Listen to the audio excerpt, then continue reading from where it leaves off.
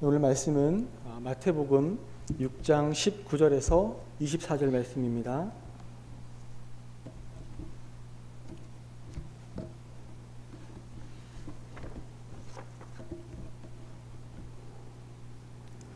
마태복음 6장 19절에서 24절 말씀입니다.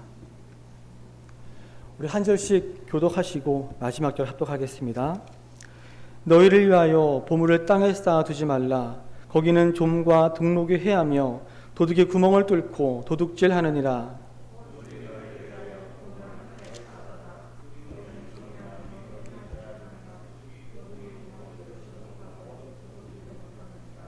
내 보물이 있는 그곳에는 내 마음도 있느니라.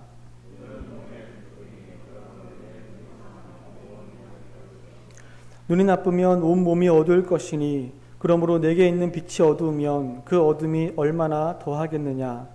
한 사람이 두 주인을 섬기지 못할 것이니 혹 이를 미워하고 저를 사랑하거나 혹 이를 중히 여기고 저를 경히 여김이라.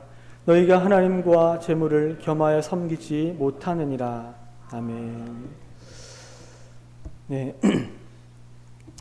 아마 대부분의 사람들은 나도 돈이 많으면 얼마나 좋을까 하는 그런 생각을 하면서 살아갈 것입니다. 그래서 좋은 차도 타보고 또 좋은 집에 살아도 보고 또 해외여행도 마음껏 다녀보고 또 좋아하는 음식도 마음껏 먹고 또 좋은 옷도 마음껏 입고 또 아이들 학원도 마음껏 보내고 또 취미생활도 하면서 여유 있게 살아보면 좋겠다는 생각을 한 번쯤은 해보셨을 것입니다. 또 성도로서 우리는 또 헌금을 많이 해보고 싶은 마음도 있을 것이고 또 교회에서 필요한 게 있다고 하면 이렇게 마음껏 후원도 해보고 싶은 그런 마음도 있을 것입니다.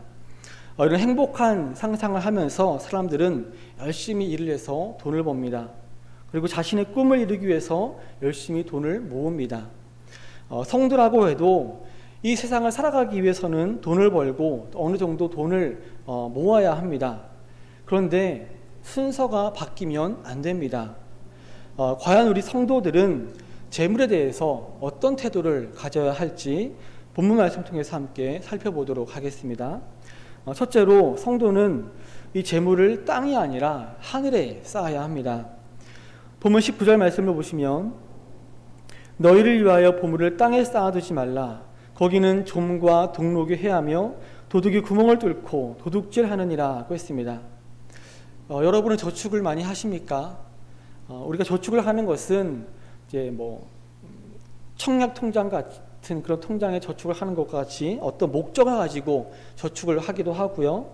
또 언제 어떤 일이 벌어질지 모를 일을 대비하기 위해서 저축을 하는 경우도 있습니다. 저축을 하는 것은 좋은 것입니다. 근데 오늘 본문에서는 보물을 땅에 쌓아두지 말라고 말씀하고 있습니다. 원어 성경을 보면 본문 19절은 쌓아두지 말라고 하는 명령문으로 시작을 하고 있습니다. 이 구절은 현재 명령형으로 쓰였는데 이 현재 시제를 더 강조해서 번역을 하게 되면 쌓기를 그만두라 라고 할 수 있습니다. 즉 더 지체하지 말고 지금 바로 보물을 땅에 쌓는 그릇된 행동을 단호하게 끊어버리라는 의미인 것입니다. 하지만 본문은 재물을 죄악시하거나 또 저축을 금하라는 그런 의미는 아닙니다. 이 본문에 너희를 위하여라는 표현과 이 땅이라는 표현이 그것을 말해주고 있습니다. 보물을 쌓아두지 말되 너희를 위하여 쌓아두지 말라고 말씀했습니다. 이것은 자신의 욕심만을 위해서 재물을 축적하는 것을 경계하는 것입니다. 또 보물을 쌓아두지 말되 땅에 쌓아두지 말라고 말씀하고 있습니다. 여기서 말하는 땅은 20절에 나오는 하늘과 대응되는 표현으로서 이것은 영적인 문제에 대한 관심을 갖지 않고 이 땅의 일에만 관심을 갖는 것을 의미합니다. 그러니까 너희를 위하여 보물을 땅에 쌓아두지 말라고 하는 것은 성도이면서도 영적인 일에는 전혀 관심도 없고 그저 이 땅의 일에만 집착하면서 자신의 욕심만을 채우기 위해서 재물을 축적하지 말라고 하는 것입니다.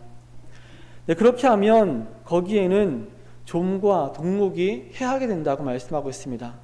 이 좀이라는 것은 의복을 해치는, 망가뜨리는 해충인데 구약 여러 곳에서 멸망의 상징으로 사용되었습니다.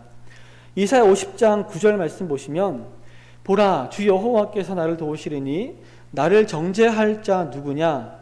보라, 그들은 다 옥과 같이 헤어지며 좀이 그들을 먹으리라고 했습니다. 또 욥기 4장 19절에서는 이 본문의 좀으로 번역된 세스라는 단어를 하루살이로 번역을 해놔서 연약한 인생은 하루살이 앞에서도 무너진다고 말씀을 하고 있습니다. 또한 본문에 나온 동록, 이 말은 한자어로 구리를 부식시키는 푸른 녹이라는 뜻을 가지고 있습니다. 그런데 원어의 의미는 전혀 다릅니다. 이 동록으로 번역된 이 원어는 브로시스라는 단어인데 이 단어가 다른 곳에서 사용된 용례를 보면 문자적인 의미로는 음식이라는 의미가 있고요. 또 은유적인 의미로는 먹는 행위로 사용되었습니다. 또 외외적으로는 좀벌레를 가리키기도 합니다. 이것은 개걸스럽게 없애버리는 좀벌레를 염두에 둔 그런 표현으로 보입니다. 따라서 동록이라고 번역된 브로시스라는 단어는 이 땅의 재물은 시간이 지나면 흔적도 없이 사라져버린다는 것을 강조하기 위해서 사용된 그런 표현이라고 볼 수 있습니다. 이어지는 말씀을 보시면 도둑이 구멍을 뚫고 도둑질하느니라고 했습니다. 지금 우리가 살고 있는 집들은 그 벽에 구멍을 뚫으려면 어떤 장비가 있어야 하지만 이 고대 팔레스틴 가옥들은 주로 진흙 벽돌을 사용했기 때문에 침입자가 마음만 먹으면 언제든지 그 벽을 쉽게 허물고 구멍을 내서 뚫고 들어갈 수가 있었습니다. 그러니까 이 땅에 재물을 축적하는 것은 안전하지가 않다는 것입니다. 또한 본문에 나온 도둑이 우리 한글 성경에서는 단수로 되어 있지만 원어 성경에서는 복수로 되어 있습니다. 그래서 이것은 수많은 도둑들이 땅에 쌓아둔 재물을 끊임없이 넘보고 있다는 것을 보여줌으로써 그 불안감과 위기감을 더해주고 있다고 볼 수 있습니다. 이상의 내용들을 볼 때 우리가 비록 열심히 일해서 얻은 재물이지만 그 재물을 자신의 욕심을 채우기 위한 목적으로 이 땅의 일만을 생각하며 축적하게 된다면 그 재물은 결국 자신의 뜻과는 상관없이 사라지게 될 것이라는 것을 말씀하고 있는 것입니다. 그럼 우리 성도들은 자신의 그 재물을 어디에 쌓아둬야 할까요? 본문 20절 말씀 보시면 오직 너희를 위하여 보물을 하늘에 쌓아두라. 거기는 좀이나 동록이 해하지 못하며 도둑이 구멍을 뚫지도 못하고 도둑질도 못하느니라 하고 했습니다. 우리 성도들은 자신의 재물을 하늘에 쌓아두어야 합니다. 여기서 쌓아두라라고 번역된 단어는 앞선 19절에서 쌓아두지 말라에서 부정어만 빠진 현재 명령의 형태이기 때문에 이 본문에서도 지금 당장 쌓기를 시작하라는 의미를 가집니다.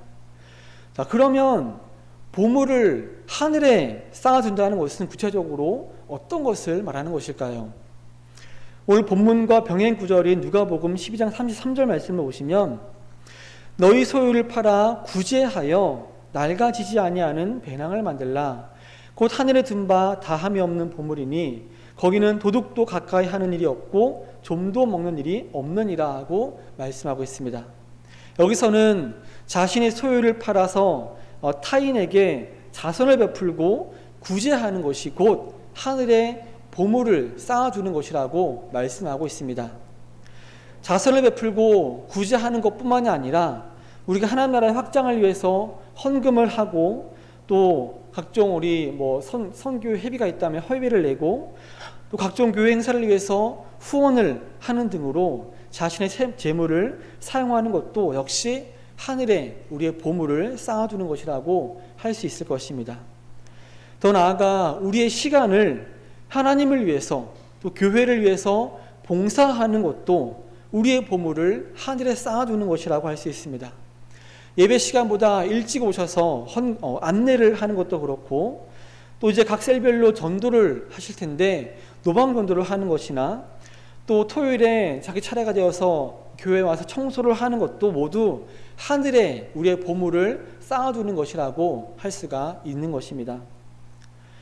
우리가 우리의 보물을 하늘에 쌓아두면 거기는 좀과 동록이 해하지 못하며 도둑이 구멍을 뚫지도 못할 뿐 아니라 도둑질도 해갈 수가 없습니다. 즉 우리의 보물을 하늘에 쌓아두는 것은 안전하다는 것입니다. 그래서 우리가 염려할 필요가 없습니다. 요즘은 돈을 장롱구석에 보관하는 분은 아마 거의 없을 것입니다. 대부분이 은행에 맡겨놓기 때문에 비교적 안전하다고 할 수 있습니다. 그렇다고 해서 좀과 동록이 해하지 못하며 도둑이 구멍을 뚫고 그것을 도둑질하지 못하는 것은 아닙니다. 어떤 사람은 보이시피싱에 당해서 자기 손으로 저축해 놓은 돈을 그 도둑들에게 주기도 하고, 또 어떤 사람은 예기치 않은 사고나 질병으로 저축해 놓은 돈을 쓰지 않을 수 없는 상황이 만들어지기도 합니다. 자신의 욕심을 위해서 이 땅에 보물을 쌓아두는 것은 결코 안전하지가 않습니다. 그러나 하늘에 우리의 보물을 쌓아두는 것은 안전합니다. 여기서 보물을 땅에 쌓아두는 것은 우리의 재물을 모으는 것이라고 할 수 있는 반면, 보물을 하늘에 쌓아두는 것은 우리의 재물을 쓰는 것이라고 할 수 있을 것입니다. 우리가 어느 정도의 저축을 해야 하는 것은 맞는 것이지만 너무 모으기만 하는 것도 좀 바람직하지 않은 것 같습니다. 그것은 자신의 욕심을 채우는 것이며 땅의 일만을 생각하는 것입니다. 돈을 잘 버는 것도 중요하지만 잘 쓰는 것도 중요합니다. 어느 정도 저축을 했다면 이 보물을 하늘에 쌓아두시기를 바랍니다. 헌금도 하고 구제도 하고 때로는 교회 나와서 봉사도 하면서 보물을 하늘에 쌓아두는 모든 성도님들 되시기를 바랍니다. 두 번째로, 재물을 땅에 쌓으면 영적 어두움에 빠지게 됩니다. 지금 여기 계신 여러분들은 모두 앞을 잘 보면서 문제없이 생활하고 계십니다. 그런데 혹시 앞을 보지 못하게 되면 어떨까 하는 생각을 해본 적이 있으십니까? 저는 예전에 몇 번 해봤는데 생각만 해도 너무나 불편할 것 같다는 생각이 듭니다. 제가 3년 전에 발을 다쳐서 한쪽 발을 쓰지 못한 적이 있었는데 한쪽 발만 사용하지 못해도 정말 불편했는데 앞을 못 보게 되면 얼마나 더 불편하겠습니까? 하지만 지금 우리는 이렇게 두 눈이 성하고 앞을 볼 수 있기 때문에 가고 싶은 곳을 마음대로 가고 또 하고 싶은 일을 마음대로 할 수가 있습니다. 그래서 본문 22절에서 눈은 몸의 등불이니 그러므로 내 눈이 성하면 온 몸이 밝을 것이요 라고 말씀하고 있습니다. 칠흑같이 어두운 곳에서는 아무것도 보이지 않기 때문에 마음대로 움직일 수가 없을 것입니다. 하지만 등불이 있으면 마음대로 다니고 또 행동할 수가 있습니다. 그와 같이 눈은 우리 몸의 등불이라고 할 수 있는 것입니다. 여기서 눈은 우리 사람의 마음을 비유적으로 표현한 것입니다. 그래서 눈이 성하다는 것은 마음이 성하다는 것이고, 눈이 나쁘다는 것은 마음이 나쁘다는 것입니다. 그런데 그 사람의 마음이 어디에 있느냐에 따라서 그 마음이 성할 수도 있고 또 나쁠 수도 있습니다. 본문에서는 우리의 마음이 어디에 있다고 말씀하고 있습니까? 본문 21절 말씀 보시면 내 보물이 있는 그곳에는 내 마음도 있느니라고 말씀하고 있습니다. 이 말씀은 정말 우리가 실생활에서 실감하는 말씀 아닙니까? 우리가 우리 자녀들이나 또 손주들에게 선물을 사주거나 또 맛있는 것을 사주는 것은 전혀 아깝지가 않습니다. 아까운 경우가 있을 수도 있겠지만 대부분의 경우, 대부분의 사람들은 그렇지 않습니다. 그러니까 없어서 못해줄 뿐이지 최대한 좋은 거 먹이고 좋은 거 입히고 좋은 거 사주고 싶어 합니다. 그 마음이 자녀들에게 있기 때문입니다. 마찬가지로 우리의 마음이 하나님께로 향해 있으면 헌금을 아무리 많이 해도 그것이 아깝지가 않을 것입니다. 또 어떤 사람은 특정 캐릭터나 어떤 피규어나 또 레고, 장난감 자동차, 아니면 신발 등등 어떤 특정 물건을 좋아해서 뭐 신상품이 나올 때마다 그것을 사서 모으는 사람들이 있는데 다른 사람들이 보기에는 돈 아깝게 저걸 왜 사서 모으나 할 수도 있겠지만 그 사람에게는 거기에 온통 마음이 가 있기 때문에 그게 아무리 비싸더라도 하나도 아깝지가 않은 것입니다. 이렇게 우리가 돈을 어디에 쓸 때 전혀 아깝지 않게 쓰는가를 보면 그 사람의 마음이 어디에 있는가를 알 수가 있는 것입니다. 따라서 우리가 보물을 땅에 쌓아둔다면 우리의 마음도 이 땅에 머물러 있다는 것이고, 우리의 보물을 하늘에 쌓아둔다면 우리의 마음도 하늘에 있다는 것입니다. 그렇다면 우리의 마음이 어디에 있을 때 그 마음이 성하다고 할 수 있겠습니까? 당연히 저 하늘을 향해 가는 성도로서 그 마음도 하늘에 있을 때에 성하다는 것을 잘 아실 것입니다. 우리의 마음이 하늘에 있을 때에는 눈이 성하여 그 온몸이 밝은 것과 같이 그 마음도 성하여서 그 사람의 영이 밝을 것입니다. 반대로 그 마음이 땅에 머물러 있을 때에는 눈이 나빠 온몸이 어두운 것처럼 그 마음이 나빠 그 사람의 영도 어두울 수밖에 없을 것입니다. 그래서 우리는 보물을 땅에 쌓아두지 말아야 합니다. 보물을 땅에 쌓아두는 그 사람은 그 마음과 영이 어두울 수밖에 없습니다. 그래서 본문 23절 말씀 보시면 눈이 나쁘면 온 몸이 어두울 것이니 그러므로 내게 있는 빛이 어두우면 그 어두움이 얼마나 더하겠느냐라고 했습니다. 즉 재물에 집착하는 사람은 그 마음의 눈이 어두워져서 선악을 분별하지 못하고 영적으로 어둠 가운데 처할 수밖에 없으며 그로 인해 악한 일을 일삼으며 결국 멸망에 이르게 될 것이라는 사실을 의미하는 것입니다. 그러므로 성도는 재물에 집착하는 그 마음을 버리고 그 재물을 하늘에 쌓아서 그 마음의 눈을 밝혀 영과 육을 밝게 해야 하는 것입니다. 여러분의 마음은 어디에 있으십니까? 그것을 알기 위해서는 여러분이 어디에 돈을 쓸 때 가장 아깝지 않게 쓰는가를 보면 알 수 있을 것입니다. 가장 아깝지 않게 돈을 쓰는 곳에 여러분의 마음이 가장 많이 가 있다는 것입니다. 이것을 알 수 있는 분은 하나님과 여러분 자신밖에 없을 것입니다. 자신의 모습을 돌이켜 봤을 때 자기 마음이 여전히 이 땅에 머물러 있는 것 같다면 영적으로 어둠 가운데 있다는 것입니다. 하지만 여러분 모두가 그렇지 않기를 원하실 것입니다. 그러므로 여러분의 보물을 하늘에 쌓음으로 마음의 눈을 밝혀 영적으로 선악을 바르게 분별하며 나아가는 모든 성도님들 되시기를 바랍니다. 세 번째로 우리는 재물보다 하나님께 우선순위를 두어야 합니다. 24절 말씀을 보시면 한 사람이 두 주인을 섬기지 못할 것이니 혹 이를 미워하고 저를 사랑하거나 혹 이를 중히 여기고 저를 경히 여김이라 너희가 하나님과 재물을 겸하여 섬기지 못하느니라 하고 있습니다. 앞에서는 우리의 재물을 하늘에 쌓을 것인지 땅에 쌓을 것인지의 문제를 다루었다면 여기서는 하나님과 재물 중 무엇을 주인으로 섬길 것이냐 하는 문제로 발전시키고 있습니다.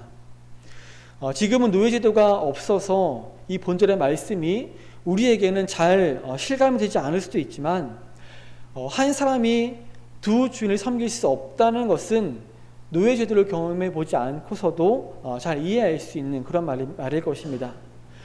혹 어쩌다 보면 인간 사회에서 한 사람이 두 주인을 섬길 수도 있겠지만 완전한 헌신은 불가능할 것입니다. 하나님과의 관계에서 있어서는 더욱더 그렇습니다. 우리가 믿든 믿지 않든 인정하든 인정하지 않든 이 세상은 하나님께서 만드셨습니다. 여러분 자신도 하나님께서 만드셨습니다. 그러므로 우리의 주인은 하나님이십니다. 그런데 여전히 많은 사람들이 이 사실을 모르고 자기 자신이 주인이 되어서 자기 마음대로 살아가고 있습니다. 그러나 하나님께서는 당신이 구원하시기로 택한 하나님의 백성들만큼은 하나님을 주인으로 인정하고 그래서 하나님을 섬기며 살아가기를 원하십니다. 하나님은 여기 계신 여러분들이 하나님을 주인으로 모시고 하나님께만 충성하기를 원하십니다. 여러분에게 종이 있다고 한번 생각해 보십시오. 내 종이 나에게는 잘 충성하지 않고 주인 대접도 잘 해주지 않는데 옆집 사람을 만나면 그 사람에게 더 충성하고 더 그 사람을 주인 대접해 준다면 기분이 어떻겠습니까? 사업체가 번창해서 직원을 뽑았습니다. 그 회사의 사장은 당연히 직원들이 회사에 충성하고 회사를 위해서 열심히 일해 줄 것을 원합니다.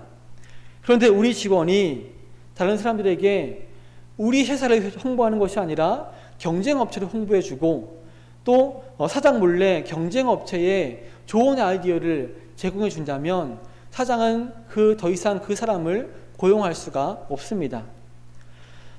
우리가 어떤 직장의 직원으로 있으면 그 회사에 충성하고 그 회사를 위해서 일해야 하는 것은 당연한 것입니다. 마찬가지로 우리의 주인이신 하나님께서는 우리가 하나님을 주인으로 모시고 하나님께만 충성하기를 원하시는 것입니다.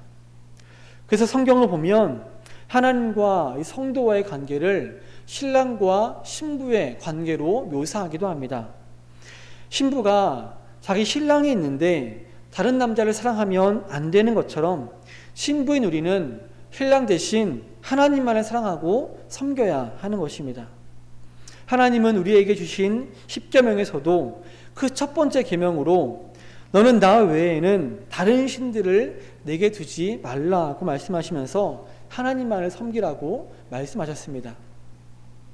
사무엘상 7장 3절 말씀 보시면 사무엘이 온 이스라엘 족속에게 이렇게 말하는 것을 볼 수 있습니다. 너희가 전심으로 여호와께 돌아오려거든 이방 신들과 아스타롯을 너희 중에서 제거하고 너희 마음을 여호와께로 향하여 그만을 섬기라. 그리하면 너희를 블레셋 사람의 손에서 건져내시리라 하고 있습니다. 아마도 당시 이스라엘 사람들은 하나님도 섬기고 또 다른 이방 우상들을 함께 섬겼던 것 같습니다. 그래서 사무엘이 백성들에게 그런 우상들을 버리고 오직 여호와 하나님만 섬기라고 하는 것입니다. 하나님은 우리가 하나님만을 섬기기를 원하십니다. 왜냐하면 하나님께서 우리를 만드셨고 또 자기 아들을 십자가에 내어주시기까지 우리를 사랑하시며 또 이 세상에 신은 오직 하나님밖에 없기 때문입니다. 예수님은 본문에서 다른 신들의 이름 대신 제물을 그 자리에 놓고 하나님과 제물을 겸하여 섬기지 못한다고 말씀하고 있습니다. 제물은 생명력도 없고 잘만 사용하면 좋은 것입니다. 근데 실제로 많은 사람들이 그 제물을 하나님의 자리에 올려놓고 그 제물을 위해서 살아가고 있습니다. 본문에서 제물이라고 번역된 원어는 마모나라는 단어인데요. 이 단어의 원형은 맘모나스라는 단어입니다. 근데 이 단어는 히브리어 중에 믿다, 신뢰하다라는 뜻을 가지고 있는 아멘이라는 단어와 한 어근을 갖는 아람어에서 유래했습니다. 그래서 맘모나스라는 단어는 문자적으로 신뢰하는 자라는 의미를 가진 것으로 보입니다. 이 고대로부터 제물은 사람들이 가장 신뢰하고 의지하며 집요하게 추구해 왔던 것 중에 하나입니다. 그래서 맘모나스는 곧 제물과 동요로 쓰이게 된 것입니다. 영어에서 제물을 뜻하는 단어가 맘몬인데 이 단어도 이 맘모나스에서 온 단어입니다. 이 본문에서는 이런 제물을 의인화시켜서 섬김의 대상으로 삼아 제물이 충분히 사람들의 주인이 될 수 있다고 묘사하고 있는 것입니다. 실제로 예나 지금이나 제물이 많은 사람들의 주인 역할을 해왔고 기독교인들 중에서도 하나님과 제물을 겸하여 섬기려고 하는 사람들이 있습니다. 그래서 예수님은 한 사람이 두 주인을 섬기지 못하는 것처럼 하나님과 제물을 겸하여 섬기지 못한다고 말씀하시는 것입니다. 여기서 겸하여라고 번역된 이 카이라는 단어는 대등하다라는 뜻을 가진 접속사입니다.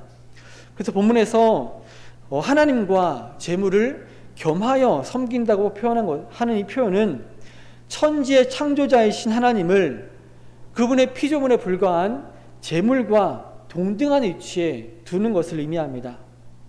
재물이 어떻게 하나님과 동등한 위치에 있을 수 있겠습니까? 재물은 하나님께서 우리에게 하나님을 섬기고 이웃을 섬기는 데 사용하라고 주신 것이지 섬기라고 주신 것이 아닙니다. 요즘 시대에 돈으로 할 수 없는 것도 물론 있겠지만 대부분은 돈만 있으면 거의 다 할 수 있습니다. 돈 있는 사람이 갑의 위치에 있게 되고 돈 있는 사람이 주인이 됩니다. 돈만 있으면 사람들의 대우가 달라지게 되고 또 다른 사람들이 알아서 섬겨줍니다. 그러니 돈이 거의 사람들의 우상과 같이 되어버렸습니다. 그러나 우리 성도들이 알아야 할 것은 우리의 주인은 돈이 아니라 하나님이라는 것입니다. 우리는 결코 하나님과 돈을 겸하여 섬길 수가 없습니다. 이 세상을 살아가기 위해서 돈을 벌어야 하는 것은 맞지만 돈이 마치 우리의 주인처럼 우리의 삶을 좌지우지해서는 안 됩니다. 돈이 많으면 행복할 것 같습니까? 제가 경험해보지는 않았지만 경험해보고 싶기도 하지만 돈이 많다고 해서 꼭 행복하다고 할 수는 없는 것 같습니다. 돈으로 할 수 없는 것도 분명히 있습니다. 그러나 하나님께는 영원한 행복이 있습니다.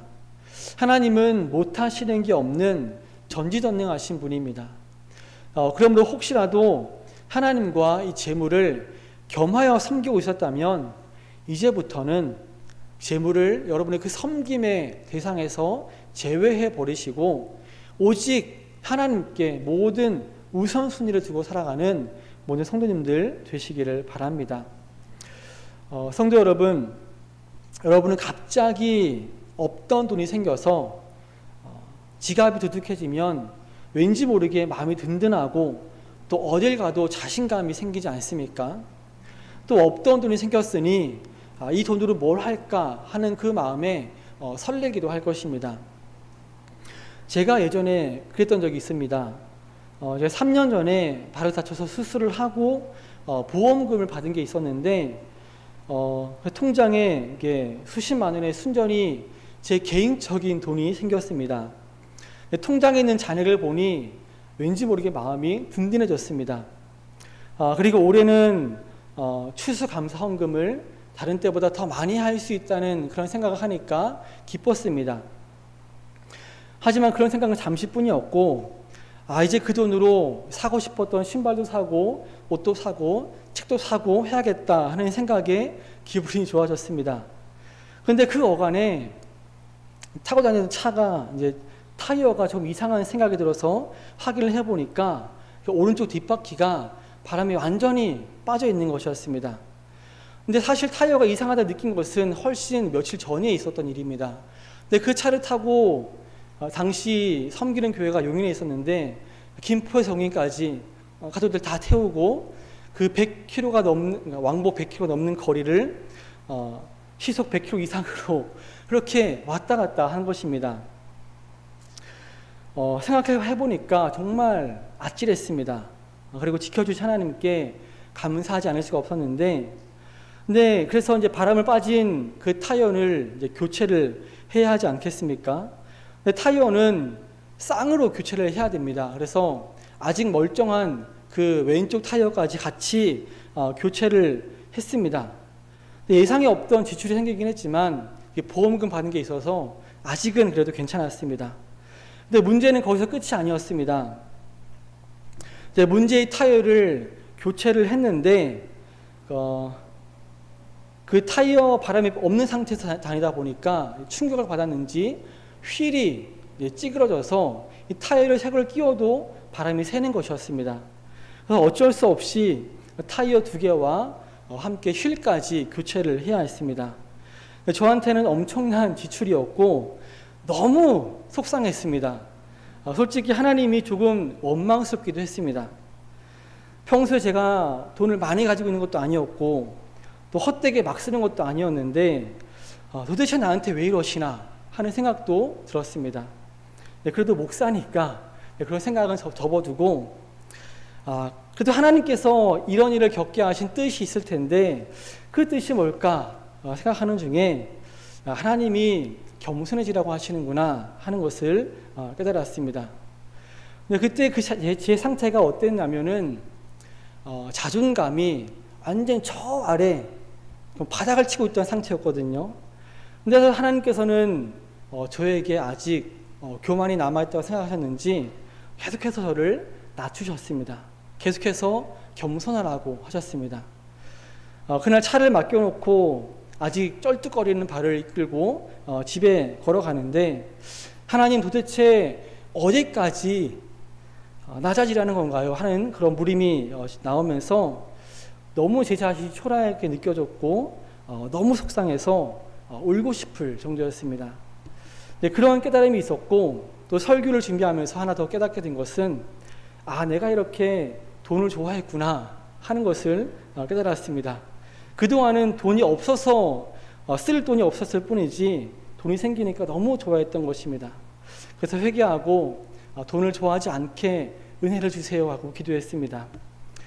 이렇게 우리가 자신의 육신을 위해서 이 땅에 보물을 쌓아두게 되면 예기치 않은 일에 그 재물이 날아가 버릴 수도 있습니다. 하나님이 불어버리시면 한순간입니다. 또한 그런 사람은 영이 어두워져서 선악을 분별하지도 못하고 그 인생을 허비하게 될 것입니다. 그러므로 여러분들은 보물을 하늘에 쌓아두시기를 바랍니다. 하나님을 섬기고 이웃을 섬기는 일에 여러분의 재물을 사용하는 것이 곧 보물을 하늘에 쌓아두는 것입니다. 또한 재물을 너무 좋아하지 않기를 바랍니다. 재물을 좋아하다 보면 그 재물이 어느새 여러분의 우상이 되어 있을 것이고 그것은 명백한 우상 숭배의 죄입니다. 우리의 주인은 하나님이십니다. 그러므로 하나님을 여러분의 삶의 가장 우선순위에 두시고 하나님을 섬기며 또 여러분의 재물을 하늘에 쌓음으로 하나님이 주신 재물을 잘 관리하여서 하나님의 영광을 드러내는 우리 한강교회 모든 성도들 되시기를 주님의 이름으로 축원합니다. 그 시간 우리 함께 기도하시겠는데요. 기도하실 때 나는 지금까지 보물을 어디에 쌓아두고 있었는지 깊이 한번 생각해 보시고 이제는 이 땅이 아니라 하늘에 보물을 쌓는 자가 되게 하옵소서. 또 재물보다 하나님을 더 좋아하게 하옵소서. 또 재물보다 하나님께 우선순위를 두고 살아가게 하옵소서. 이런 기도 제목으로 깊이 생각해 보시면서 함께 조용히 묵상하시면서 기도하겠습니다.